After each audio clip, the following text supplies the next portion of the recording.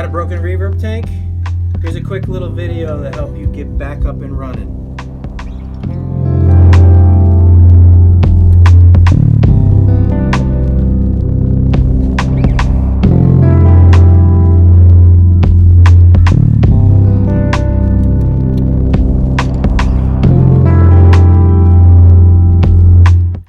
Alright, so I had a 90s Fender solid state Ultimate Chorus amp come in.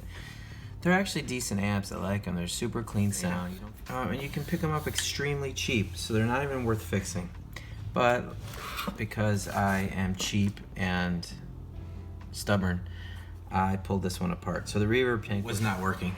So on first inspection, without even testing the inside circuitry, I just pulled the tank.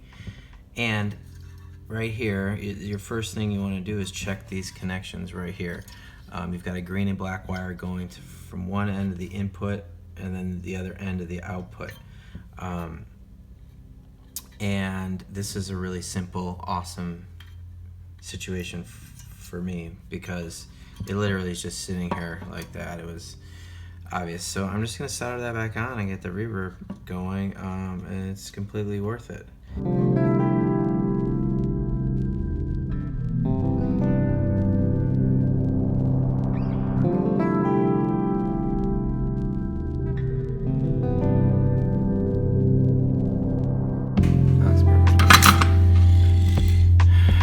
Tuck this slack back in so it doesn't get pinched.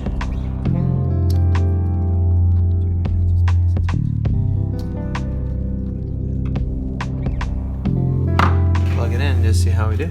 Alright, so it's all back together. The reverb tank's back in this old ancient Fender Ultimate Chorus. I was going to say Prince of Chorus. It's Ultimate Chorus, solid state.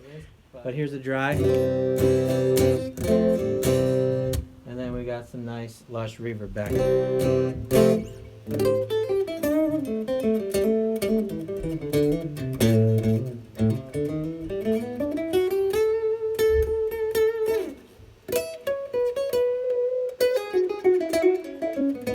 And then super saturation.